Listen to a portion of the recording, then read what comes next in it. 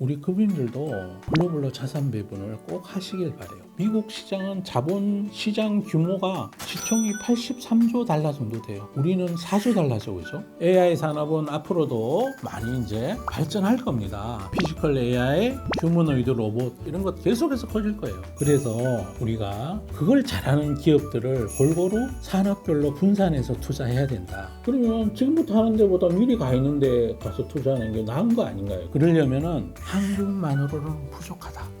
蘇先生の幸せ投資教室。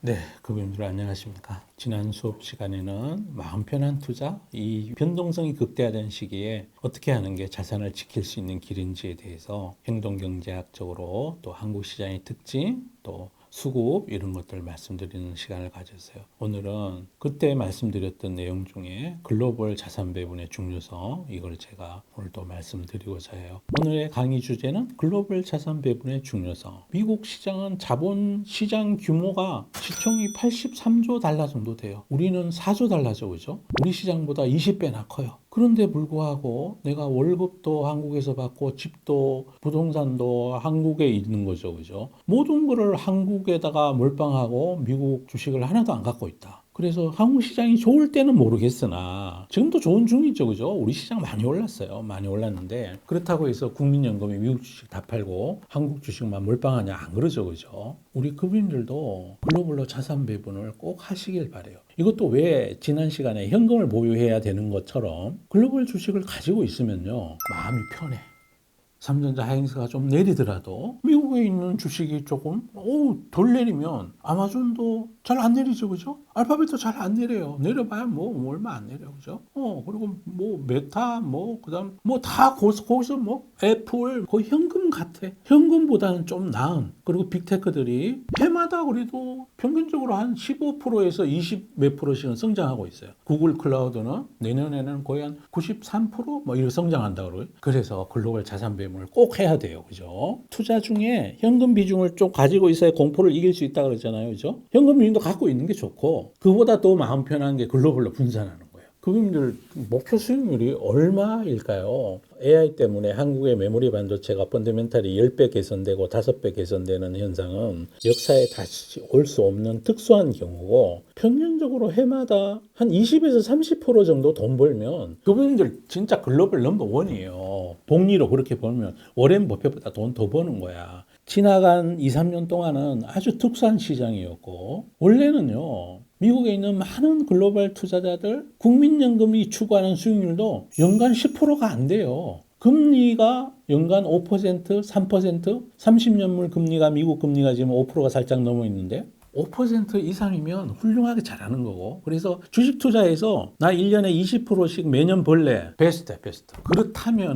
그렇다면은 글로벌로 분산하셔야 된다. 미국 시장은 해마다 꼬박꼬박 한 10%씩은 오르죠, 그죠? 좋은 기업을 고르면 훨씬 더 많이 오를 수 있고요. 한국 주식이 흔들릴 때 공포를 자제해 줄 수 있는 게 글로벌로 분산했을 때, 비단 미국만 얘기하는 게 아니라, 문제는 우리 한 국가에만 몰빵을 하고 있다 보면은, 미국은 주식 투자를 많이 한 나라죠. 대만도 우리보다 주식 투자를 많이 하는 나라고, 그 나라 국민들이 우리가 좋아하는 주식을 사서 주가를 올려주고 PER 밸류에이션을 높게 해주는 혜택을 우리가 함께 못 누리는 거죠, 그죠? 그렇기 때문에 우리가 글로벌로 분산해야 된다. 한국을 버리자는 게 아니에요. 한국의 강점을 세계하고 연결해서 우리가 공부의 저변을 넓혀서, 대만에 TSMC 좋아? 그럼 TSMC도 좀 사보고, 대만 가서 사는 거 아니에요. 미국 가서 사보고. TSMC도 많이 올랐어요. 미국에도 또 우리 그분들 좋아하는 주식 많잖아요, 그죠? 그렇게 분산하는 게 한국 수급 때문에 흔들리는 그 계좌의 변동성을 줄여줄 수 있다는 거죠. 우리가 나쁘다는 게 아니에요. 우리나라에도 좋은 기업 많이 있어요. 근데 우리나라는 쏠림이 만드는 주가도 많고 변동성이 너무 크기 때문에 이걸 조금 충격을 완화해보자, 이런 시점에서 또 그렇게 해야 공포를 이겨낼 수 있다는 측면에서 말씀드려요. 또 두 번째는요, 사람들은요, 이걸 홈 바이어스라 그러는데, 익숙한 거하고 안전하다는 거는 다른 건데, 익숙한 게 안전한 걸로 착각해요. 한국 투자자는 한국 기업의 이름, 제품, 뉴스를 더 자주 접하기 때문에 익숙하기 때문에 국내 주식이 더 잘 이해되고 더 안전하다고 생각하기 쉬워요. 그런데 익숙함하고 안전함은 같은 말이 아니에요. 익숙한 시장에 지나치게 많은 자산을 배치하면 국내 유수와 국내 주가 변동의 감정이 과도하게 연결되고 한국에 없는 산업과 비즈니스 모델의 성장을 놓치게 돼요. 글로벌 경제는 연결되어 있죠, 그죠? 우리나라에 지금 SK텔레콤이 클라우드 사업을, 데이터 센터 사업을 하겠다 그러는데 미국은 지금 훨씬 더 진짜 뭐 주도하고 있죠. 뭐 중국에도 알리바바가 그 일을 하고 있고. 그러면 지금부터 하는 데보다 미리 가 있는 데 가서 투자하는 게 나은 거 아닌가요, 그죠? 그런 생각을 해볼 수 있어요. 메모리 반도체는 한국의 것만 해도 돼요. 그런데 GPU는 한국에 없죠. 파운더리도 삼성이 하지만 글로벌 넘버원은 72%, 73% 점유율을 가진 TSMC니까 그렇게 해야 되죠.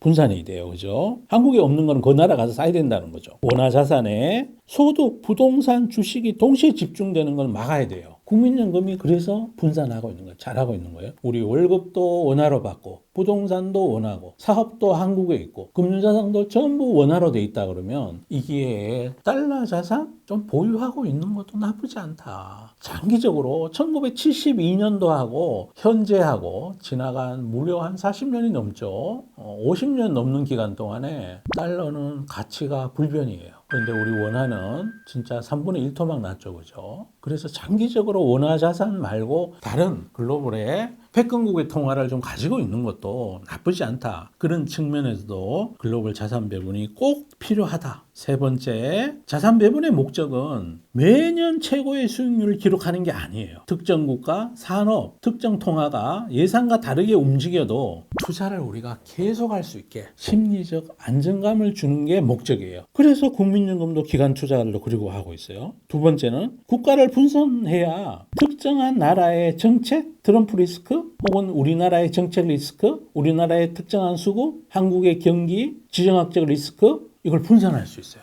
또 한국에 없는 산업에 대해서 세 번째는 산업을 분산할 수 있어요. 반도체 플랫폼 내에서도 AI 생태계 내에서도 한국이 잘하는 건 메모리 잘하죠, 그죠? 그래서 글로벌로 분산해요. 산업에 대한 생태계도 분산해야 된다. 또 말씀드렸지 원화를 분산해야 되고 원화 달러에 대한 구매력의 원천을 그분들께 좀 나누셔야 돼요. 또 그러더라도 시간을 또 나눠서 하시길 바라요. 어떤 해는 미국이 좋고 어떤 해는 한국이 좋다고 그래서 적극적으로 자산 배분하는 거 저는 권하지 않아요. 미국이 좋으니까 원래는 미국 몰빵, 한국이 좋으니까 원래는 한국 몰빵. 저는 한 번도 제가 그런 자산 배분을 그렇게 권하지는 않았어요. 왜 그러냐면 산업을 분산하는 차원에서 보더라도 한국에는 없는 게 미국에 있고 한국에는 없는 게 중국에도 있고 그분들 2차 전지 쪽만 하더라도 중국의 CATL은 많이 올랐어요. 그리고 우리나라에는 없는 AI 모델 잘하는 기업들 미국에 존재하고 있고요. 그래서 분산해야 된다는 거예요. 결론은 글로벌 분산을 꼭 해야 삼성전자 하이닉스가 좀 출렁거리더라도 국민연금이 요즘 안 팔죠, 그죠? 안 팔 수 있는 비결이 뭘까요? 적정 비중을 가지고 있고 글로벌 분산되어 있기 때문에 마음이 편하다는 거죠, 그죠? 자, 그래서 글로벌로 꼭 분산하시길 바랍니다. AI 산업은 앞으로도 많이 이제 발전할 겁니다. 저는 발전할 거라고 보고 있고요. 그래서 그 중에 AI 컴퓨팅 이거는 계속해서 늘어나야 되죠, 그죠? 문샷, 뭐 카미 그것 때문에 메모리 반도체가 나빠진다? 안 나빠질 거예요. 오히려 사용량이 늘겠죠, 그죠? 우리 저번에 재번세의 역설 배웠잖아요. 그래서 토큰 비용이 하락하면 사용량이 늘어날 거예요. 그러면 메모리 반도체는 한국에 있는 기업으로도 충분하고 그 다음에 GPU, AI 가속기 이거는 미국에 있는 엔비디아, AMD 뭐 이런 데를 우리가 투자 안 하면 이거는 우리가 이거를 수혜를 볼 수가 없죠. 또 CPU 만드는 거 대한민국에는 없어요. 미국에 있죠, 그죠? 인텔, 그다음에 암홀딩스, 그다음에 또 암홀딩스는 영국 기업이에요. 참고로 말씀드리면 영국 기업인데 이제 주주로 따지면 일본 기업인 거고요.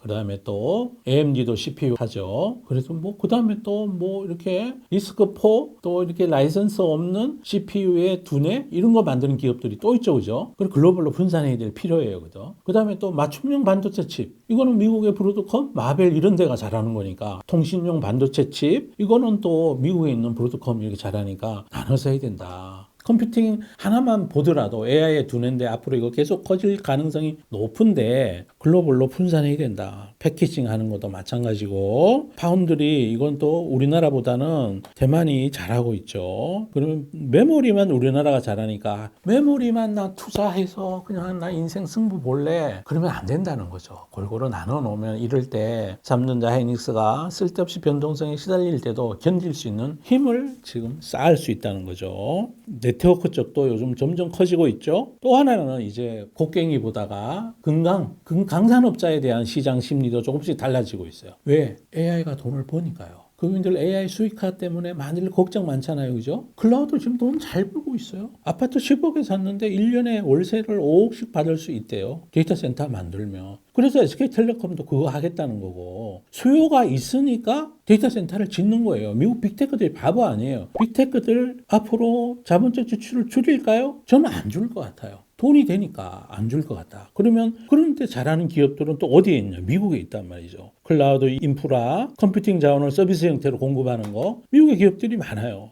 또 모델 플랫폼, 오픈 AI, 또 중국의 문샷, 딥시크, 뭐 문샷이 이번에 상장한다 그러던가요? 홍콩에 상장한다 그래요. 모델 플랫폼, 데이터 플랫폼, 뭐 팔란티어 같은 데도 있고 또 데이터 그러면 또 메타, 구글이 또 데이터가 엄청 많죠, 그죠? 데이터가 또 모델의 경쟁력일 거예요, 그죠? 개발 도구들, 또 배포하는 유통망 이런 것들 전부 다가 미국 기업이 강해요. AI가 나중에 오픈 AI가 강자가 될까요? 엔트로피 강자가 될까요? 알파벳이 될까요? 마이크로소프트가 될까요? 결국은 지금은 모델 경쟁력이 지금 승부를 가리고 있지만 결국은 누가 기업 고객을 많이 가지고 있느냐? 누가 유통망을 가지고 있느냐? 누가 데이터를 많이 가지고 있느냐? 그렇게 따진다면은 지금 미국에 있는 메타, 구글 이런 데도 충분히 경쟁력이 있을 수 있다. 초창기다 보니까 지금 모델 경쟁력만 갖고 얘들이 선점의 효과를 누리고 있지만 앞으로 중요한 거는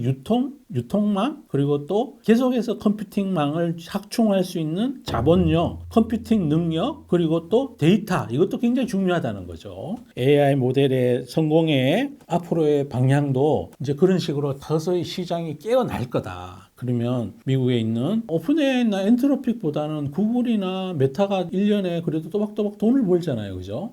영업 활동에서 현금 흐름이 거의 뭐 1,500억 달러, 뭐 1,600억 달러 이렇게 돈을 벌고 있으니까 얘들도 만만치 않을 거다. 1,600억 달러면 우리 돈으로 얼마입니까? 거의 200조가 넘는 거죠. 근데 그거보다 삼성전자가 돈 더 벌어요. 하이닉스가 지금 돈 더 벌고 그거요. 돈 버는 거 기준으로 따지면 삼성전자가 원래 아마 글로벌로 엔비디아를 제치고 넘버원 회사가 될 가능성이 굉장히 높아요. 근데 시가총액은 요만해요.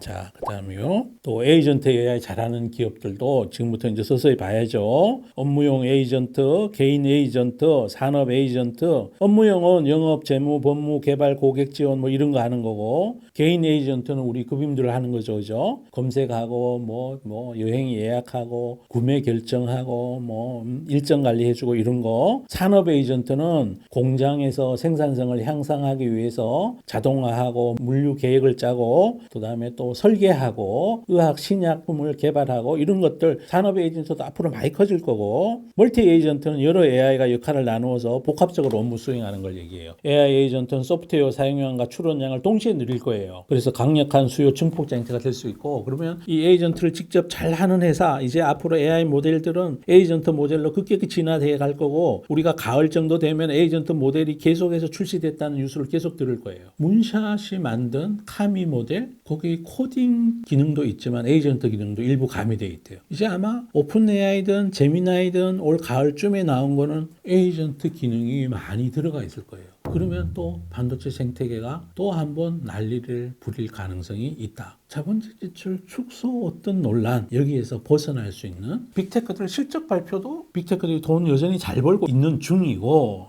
여전히 컴퓨팅 투자를 계속 늘릴 수밖에 없다. 그리고 또 있죠. 피지컬 AI, 휴머노이드 로봇 이런 생태계도 앞으로 자율주행, 무인 물류, 휴머노이드가 산업용 로봇, 스마트 팩토리, 디지털 트윈, 드론, 국방, 우주 시스템, 의료 로봇 이런 것 계속해서 커질 거예요. 이게 다 반도체 늘어난다는 소리예요. 그래서 우리가 그걸 잘하는 기업들을 골고루 산업별로 분산해서 투자해야 된다. 그러려면은 한국만으로는 부족하다. 글로벌로 분산하셔야 된다. 그렇게 말씀을 꼭 드립니다. 그래서 일본은 또 소재 이런 거 잘하죠. 또 미국은 빅테크들 현재 돈도 잘 벌고 있고 돈을 막대하게 쏟아부으니까 돈의 전쟁, 인프라 경쟁에서 앞서 있으니까 그들이 결국 시장을 지배할 줄 몰라요. 지금까지 몇 년 동안은 앞으로 인프라 전쟁이 더 이어질 거고 하드웨어 생태계들이 많이 주가가 올랐지만 이제 소프트웨어 생태계들도 서서히 봐야 된다. 제가 본 최근의 레포트 중에요. 가장 인상 깊었던 게 구글의 클라우드 매출이 올해보다 내년이 거의 90% 이상 증가될 거라는 보고서였어요. 그건 AI 수익화를 한다는 거고 그러면 구글 주가가 워렌 버핏도 좋아하지만 과연 저기 머물러 있을 건가 이런 생각도 얼핏 해봤고요. 그래서 이제 투자의 시계를 현재가 아니라 단순한 수급이 아니라 앞으로 1년 뒤, 2년 뒤, 3년 뒤, 5년 뒤, 6년 뒤를 보면 분산해야 된다. 글로벌로 분산해야 된다. 이거를 강조해서 말씀드립니다. 미국은 플랫폼, 클라우드에서 강점이 있고요. 반도체도 강점이 있어요. 반도체 기술은 미국에서 건너온 거예요. 그 다음에 한국은 메모리 제조에 강점이 있고요. 대만은 파운드리 패키징에 강점이 있고요. 일본은 소재, 장비, 로봇에 강점이 있고요. 유럽은 장비, 이건 ASML 때문에 그러죠. 자동화 이런 쪽에 조금 강점인데 저는 유럽은 별로. 유럽은 싫어요. 유럽은 싫고. 그래서 글로벌로 분산하십니다. 자, 글로벌 자산 배분의 실전 원칙. 첫째, 이거 제가 강조하는 거예요. 국가가 아니라 역할을 나눠 담아야 돼. 미국 몇 퍼센트, 한국 몇 퍼센트 이게 아니라 글로벌에서 어떤 기업이 1등인가 그 기업이 속한 나라에 가서 그 기업을 사면 되는 거야. 미국 몇 프로, 한국 몇 프로 이게 중요한 게 아니고 그 만약에 GPU가 좋다 그러면 GPU가 좋은 구간에는 엔비디아를 많이 사고 CPU가 좋다 그러면 미국에 있는 CPU 회사 또 CPU에 많이 들어가는 게 메모리니까 한국에 있는 메모리 이런 거 사는 거고 문제는 국가별로 몇 프로를 사는 게 그게 중요한 게 아니라 그거 중요한 거는 달러 자산이냐 원화 자산이냐 그거에서 중요한 거고 글로벌 넘버원 기업이 속한 나라에 가서 그 기업을 사는 거예요. 이건 아마 동의하실 거예요. 미국은 플랫폼 클라우드 아까 말씀드린 것처럼 그렇게 하시면 돼요. 근데 채권은 좀 그렇죠. 그 현금 비중도 내가 달러 기준 현금 비중을 갖고 갈 건가 원화 기준으로 갈 것 같거나 그건 개인별로 난 달러 자산 선호해요. 나는 국내에 부동산도 많이 갖고 있고 예금도 많이 갖고 있어요. 그럼 달러를 갖고 있기를 저는 권해드리고 싶고요. 채권도 나는 예금도 많이 있고 부동산도 많아요. 그러면 미국 채권 좀 갖고 있는 것도 나쁘지 않다. 이렇게 말씀을 드립니다. 그 다음에 두 번째, 코어와 위성을 구분한다. 코어는 장기적으로 보유할 글로벌 우량 기업, 채권, 혹은 우량한 나라의 국채, 또는 우량한 때려 죽어도 망하지 않을 그런 자산. 그걸 코어로 바닥에 깔고 위성 전략은 그때마다 아주 성장 전망이 뛰어난 어떤 산업군을 편입하는 거죠. 로봇이 좋을 때는 로봇 사고, 반도체가 좋을 때는 반도체를 또 오버웨이트하고 이런 식으로 가는 거죠. 코어는 생존을 담당하고 위성은 안정성을 추구하는 이런 부분을 우리가 추구해야 된다. 테마가 아무리 좋아도 포트폴리오 전체를 테마 하나로 만들지 말아야 된다. 그래서 지금은요, 반도체가 참 좋죠, 그죠? 반도체만 들고 있으면 다 못 먹어요. 왜냐하면 흔들린다는 거죠. AI 포트폴리오 내에서도 내부 분산을 좀 하시길 바랍니다. 인프라, 또 플랫폼, 이걸 피지컬 AI 이렇게 골고루 나눠서 하시면 좋을 것 같아요.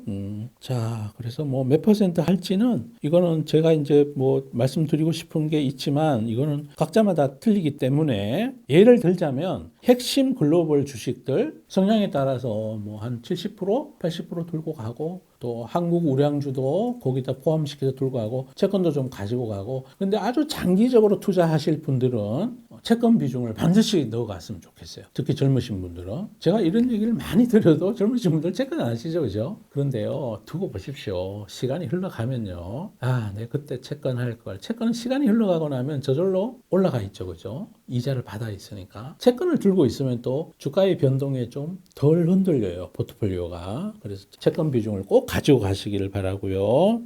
채권을 매매 목적으로 우리 대한민국 투자가들은 또 평가 차익 목적으로 막 하시잖아요, 그죠? 그래서 막 30년물짜리 또 막 브라질 채권 이런 거 그러지 마시고요. 그냥 현금보다 나은 내가 그런 거다. 그러면 듀레이션이 좀 길지 않은 거, 짧은 거, 10년 이내 걸로 하시면 좋을 것 같아요. 저는 5년짜리 채권만 사요. 그래서 한 3년 지나면요. 거의 금리가 어떻게 됐든 간에 듀레이션이 이제 2년으로 줄어드니까 껑충 올라 있어요. 그래서 은행 한상 수익률 한 5% 나오면 3년 지나면 15% 올라 있어요. 괜찮아요. 괜찮아요.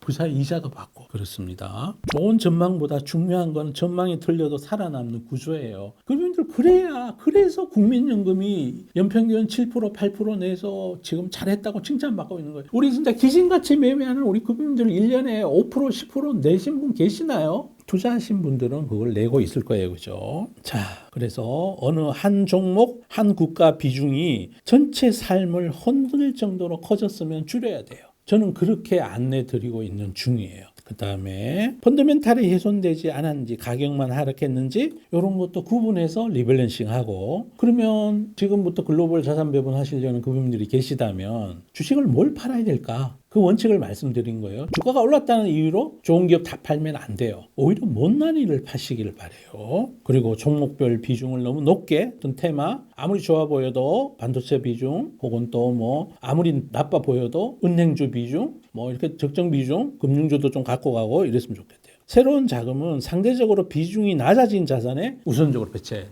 많이 들고 있는 거 또 오른다고 거기 더 때리 사면 안 된다는 얘기예요. 그죠? 그래야만이 마음 편한 투자를 할 수 있어요. 정해진 주기, 허용 범위를 활용해서 그래도 앞으로 살다가 정해진 기계적인 로스컷은 좀 필요해요. 내가 본 거하고 펀더멘탈하고 다르게 갔을 때 그때 주식 팔 건 빨리 팔아야 돼. 팔아야 되고, 그리고 또 막 마이너스가 너무 많이 나 있으면 짜증나죠. 그죠? 주식 공부하기 싫어지니까 그때는 정해진 주기를 적극적으로 저는 이제 그분들께 교육을 이제 하고 있는 중이라서 거의 일주일 주기로 주가의 동향을 파악하고 원인을 지금 안내를 드리고 있는데, 그래서 만약에 시장 전체도 내리고 내린 이유가 어떤 쓸데없는 수급 때문에 내렸으면은 그렇다고 말씀을 드리고, 그 다음에 그런 것들은 로스컷을 좀 덜 할 수 있죠. 그죠? 자, 하여튼 정해진 주기를 가지고 이렇게 하면 될 것 같아요. 자, 거기까지 글로벌 자산 배분 반드시 필요하다는 거 제가 꼭 말씀드려요. 수익률을 포기하는 게 아니라 좋은 기업을 끝까지 보유하게 해주는 심리적 안전장치가 글로벌 자산 배분이다. 우리도 국민연금처럼 그렇게 해보자, 이런 말씀을 드립니다. 자, 마무리입니다. 한국에 있는 글로벌 넘버원 기업은 한국 주식을 사고, 미국의 글로벌 그 산업 생태계 넘버원인 거는 미국 주식을 사고, 그렇게 자산 배분을 하자는 얘기고, 또 하나는 원화만 투자하지 말고 개인의 자산 구성에 있어서 달러 자산도 좀 가지고 있는 게 안전하다. 그게 포트폴리오에 맞다. 이런 말씀 드리고, 또 분산해야 된다. 특정한 섹터, 특정한 종목, 특정한 거에 올인하면 안 된다. 그래서 글로벌로 분산해야 된다. 그리고 또 하나, 연평균 20% 이상만 수익을 낼 수 있으면 여러분은 글로벌 넘버원 투자자이다. 잠시 몇 년 동안의 시장이 좋았다는 이유로 너무 큰 기대를 갖는 게 레버리지 비투하고 몰빵 투자한 원인이다. 최근 소식에 많이 이제 편중되는 그런 편향도 행동경제학적으로 거기 녹아 있는 거에서 우리 금융들 지금부터는 목표 수익률을 좀 낮추시면서 글로벌로 자산 배분 하셔야 되겠다. 또 하나, 매매 너무 많이 하지 마시라. 그렇게 말씀드리면서 적정한 포트폴리오 유지하시기를 거듭해서 강조해서 말씀드립니다. 글로벌 자산 배분은 구매님들을 마음 편하게 만들 거예요. 트레이더에서, 매도리에서 투자자로 거듭나게 만들 거다라고 저는 확신하고 있습니다. 마치도록 하겠습니다. 감사합니다.